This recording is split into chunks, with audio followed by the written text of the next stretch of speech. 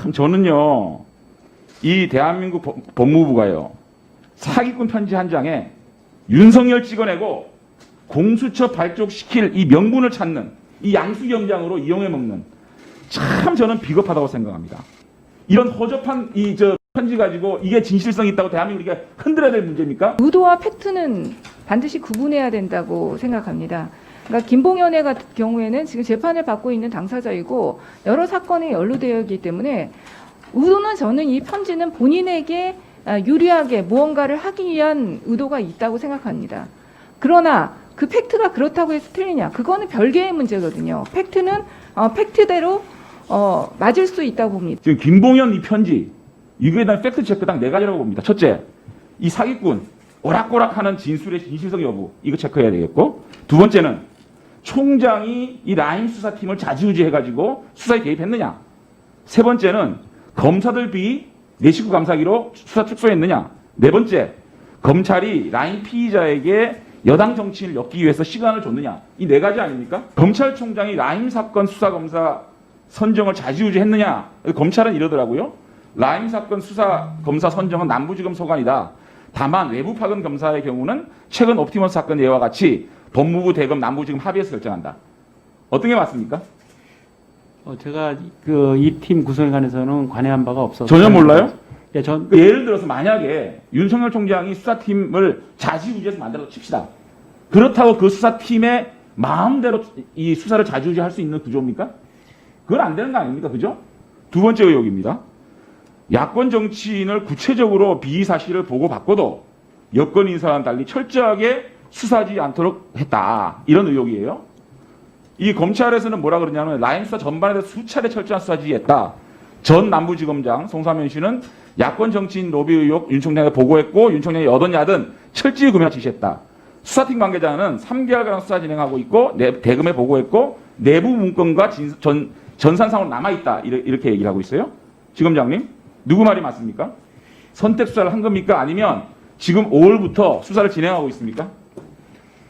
예, 저희는 성형 없이 공평하게 수사하고 있죠, 지금. 예.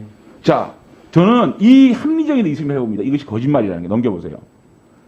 자, 정치적 부담이 큰 청와대 정무수석을 수사를 하는데 야당 정치인을 수사하지 않는다? 이 상식적으로 납득이 됩니까? 지검장님? 그 다음에요. 검찰에서는 이렇게 얘기를 해요. 야당 정치인에 대한 수사는 김봉현 이 사기꾼의 진술에서 시작한 게 아니고 라임 사건의 다른 관계자 진술에 출발했다. 다시 말하면 이 이종필 부행장의 진술에서 시작했다라고 얘기하는데 맞습니까? 예, 그 세세한 부분까지는 제가 확인드릴 자, 그렇다면 그게 김봉현 씨가 수사를 받을 때 이 내용이 진술이 안 됐다면 이거야말로 이 사람 진술이 어떻게 믿을 수가 있습니까? 뜬금없이 지금 와서 진술하는 걸 어떻게 믿을 수가 있냐고요. 세 번째, 검사 비위를 무마하는 의혹이 있었다. 우리 지검장님 아까 그 다른 의원님 말씀하실 때 우리 검사 비위는 이번에 처음 알았다는 거죠. 라임 사태와 관련된 수사 과정에서 그런 말이 나온 적은 없다고 했습니다. 그러니까 지금 알았다는 거죠, 보도 보고. 그러니까 그렇죠. 이 김봉현의 편지를 보고 알았다는 거 아닙니까? 예. 그러면 윤석열 총장도 그랬다는 거 아닙니까? 금시초문이다. 그러면 지금부터 수사하면 되는 문제 아닙니까? 이거를 누가 은폐했다는 얘기입니까? 그 다음에 합리적 의심을 좀 할게요. 이 가짜라는 게. 이 김봉현이가 뭐라 그러냐면 현역 검사 3명을 접대하고 그중 1명이 라임 수사팀으로 왔고 검찰에 이를 진술했지만 수사하지 않았다. 이렇게 얘기했죠. 김봉현이. 그런데요. 이 김봉현이 이 검사 3명을 접대했다고 하는 시점은 2019년 7월입니다.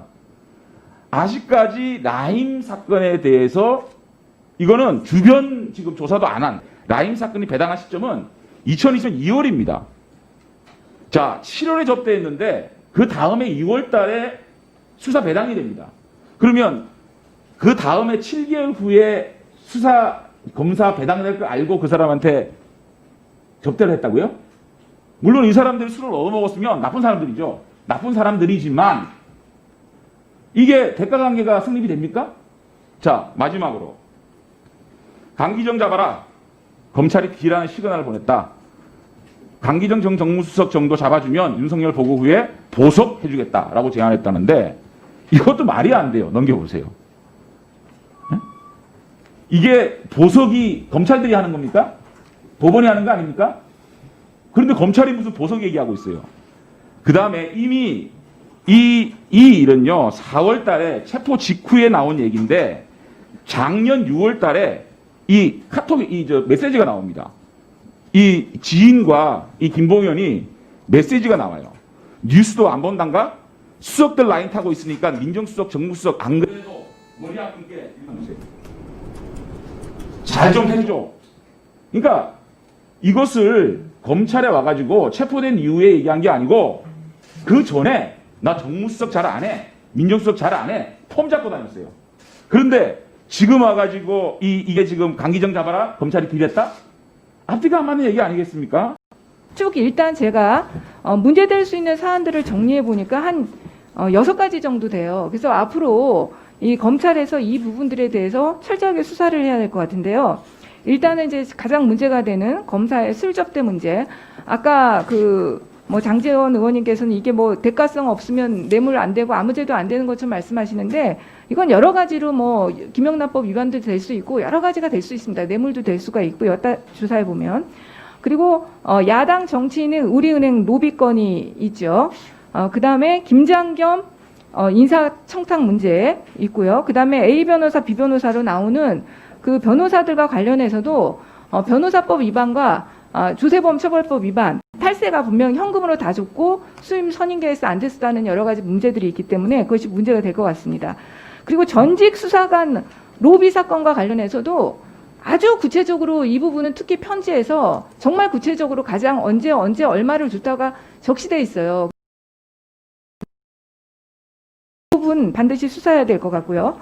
그 다음에 또 하나 그 언론에서 잘 문제를 삼지 않는데 보면은 이종필의 압수수색 당시에 사전에 알려져서 완벽하게 대비를 했다고 쓰고 있는 부분이 있습니다.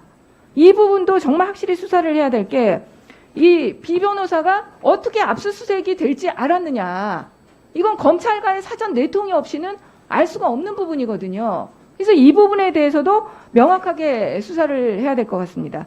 그리고 오늘 윤대진 검사장 본인이 실명으로 인터뷰를 하셨기 때문에 제가 이름을 거론합니다. 윤대진 검사장의 경우에도 돈을 받지 않았다고 했습니다. 저도 이거 윤대진 검사장에게 돈이 갔다거나 그렇게 생각하지는 않습니다. 다만 그 과정에서 김봉현에게 이런 돈을 받아간 법조 브로커들은 저는 있다고 생각합니다. 그래서 이런 부분들에 대해서도 철저하게 수사가 이루어져야겠다 이렇게 말씀을 드리고요. 그리고 이제 신빙성 문제와 관련해서 말씀을 먼저 드리면 이 김봉현의 진술이 상당히 신빙성이 있다고 보는 것이 사실 야당 정치인의 우리은행 로비건에 대해서 김봉현의 이 옥중 편지가 나오기까지 어떤 누구도 수사팀은 모르겠지만요. 어떤 누구도 국민 중에 어느 하나도 정치권에 누구 하나도 이런 일이 있었다는 사실을 몰랐습니다. 오로지 김봉현의 이 옥중 편지로 인해서 이런 일이 있었구나. 김봉현이 검찰에서 이렇게 진술을 했구나 알게 된 거예요. 그리고 그것을 남부지검에서 직접 확인해 줬습니다. 그렇게 진술을 했는지 모르지만 지금 그 사건은 수사 중에 있다고 확인을 해준 거예요. 그런데 이제 그동안의 이 라임 사건과 관련해서 저희가 의문을 품을 수밖에 없는 것이 많은 여당의 정치인들은 시시각각으로 그 사건 내용들이 보도되고 액수와 금액 여러 가지 것들이 보도됐습니다. 그런데 이것에 대해서는 단 한 번도 보도가 되지 않았고 지금 오늘 언론 보도를 보니까 야당 유력 인사 의혹은 윤석열 총장이 직보가 됐고 대검 반부패부는 패싱을 당했다는 거예요. 이거 거의 팩트인 것 같아요. 제가 보니까. 그렇다면 이게 일반적인 거라고는 절대 볼 수 없는 거 아닙니까? 검사장님들 여기 많으시지만 남부지검장님 오늘 많이 말씀하셨으니까 중앙지검장님한테 물어볼게요. 일단 어떤 중요한 사건을 대검 반부패 사건, 대검 반부패부장을 패싱하고 총장에게만 직보하는 경우는 일반적으로 없는 것이죠. 없는 일이죠. 일반적인 경우는 아니라고 생각합니다. 일반적인 경우가 아니에요. 진짜 없는 경우예요. 대검 반부패장을 패싱하고 윤석열 총장에게 검사장이 직보를 했다는 건 그러니까 법무부에도 전혀 보고가 되지 않았고 기존의 보고 체계를 완전히 무시한 체제로 이루어진 겁니다. 그렇다고 한다면은 이 사건에 대해서는 어떤 윤석열 총장의 기본적인 스탠스나 이런 것들이 문제가 될 수밖에 없고 지금 어쨌든 간에 여당과의 어떤 좀 또 추미애 장관과의 그 전선이 좀 형성되어 있는 상황인데 의도가 의심스러울 수밖에 없는 거예요. 당연하게. 그리고 지금 이 사건도 중요 참고인이 해외 도피 중이라고 아까 남부지검장님 말씀하셨잖아요. 네, 그렇습니다. 네, 수사가 얼만큼 수사가 진행됐는지는 모르겠는데 제가 볼 때는 이 정도 된 것 같아요. 뭐 김봉현이나 누가 얘기를 했겠죠. 이 돈 줬다. 그러니까는 뭐 이 윤곽근 변호사한테 뭐 하긴 좀 했을 수 있고요. 그리고 나서 그냥 그 중간에 보니까 라임하고 직접 거래를 안 하고 중간에 끼내 사고 한 것 같아요. 제가 보니까 본인 변명도 보니까 라임 자산운용하고 직접 안 했다고 하니까 다른 회사나 누구를 껴가지고 그쪽하고 자문 계약을 체결하거나 뭐 이런 형태로 했을 수 있습니다.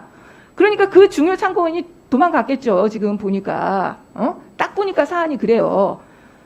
그리고 나서 그냥 멈춰져 있는 거예요. 그렇게 하면 안 되는 거죠. 이런 사건들에 대해서는 일단 자금의 흐름부터 추적을 해 들어가고 이런 작업들이 있었어야 될 것 같은데 저는 그런 거 하나도 안 이루어진 것 같습니다. 지금 다른 사건과 비교했을 때 형평에 너무 어긋난다는 거죠. 그런 여러 가지 것들이. 그러니까 이게 봐주기 수사 아니냐 이런 의혹을 가질 수밖에 없는 겁니다. 지금 저의 문제 제기가 이게 가장되거나 뭐 그렇습니까? 남부지검장님 어떻습니까? 지금 수사 중에 있어서 좀 구체적인 사실관계를 말씀드리기가 조금 곤란한 점을. 근데 제가 말할 때 보니까 남부지검장이 계속 고개를 끄덕이고 계세요. 동의한다는. 그래서 계속 고개를 끄덕이고 계셔서 제 짐작이 맞는 거 아닌가 저는 그런 생각이 듭니다. 계속 끄덕이고 계셨기 때문에. 그래서 이런 부분들에 대해서 문제 제기를 할 수밖에 없다는 것 말씀드리고 김봉현의 진술이 의도는 불순할 수 있지만 그러나 이 사실관계 자체가 틀렸다고 보기는 어렵다. 지금의 흐름으로 볼 때. 그래서 아까까지 말씀드린 지금 7개의 그런 사건들에 대해서 철저하게 사실 파악을 해주시기를 부탁드리고요. 그다음에 이 수사가 신속하고 공정하게 끝나고 난 다음에 저는 검찰이 해야 할 일은 뭐냐면 수사 방식 전체를 들여다봐야 된다고 생각합니다. 우리가 검찰 개혁을 얘기하면서 그동안 인권 보호 준칙과 그 많은 것들에 대해서 문제 제기를 했는데 저는 다시 이 김봉현의 66개 출정을 보고 절망했습니다. 사실. 검찰의 특수수사 방식이 이렇게 하나도 안 바뀌었을 수가 있나. 예전에 이것에 대해서 그렇게 문제 제기를 했는데 또 똑같은 방식으로 이렇게 수사를 하고 있다는 게 너무나 놀라울 뿐입니다. 이 부분 모든 수사가 종결된 뒤에는 정말 겸허한 마음으로 검찰에서 수사 방식 전반에 대해서 들여다보시기를 다시 한번 촉구드립니다.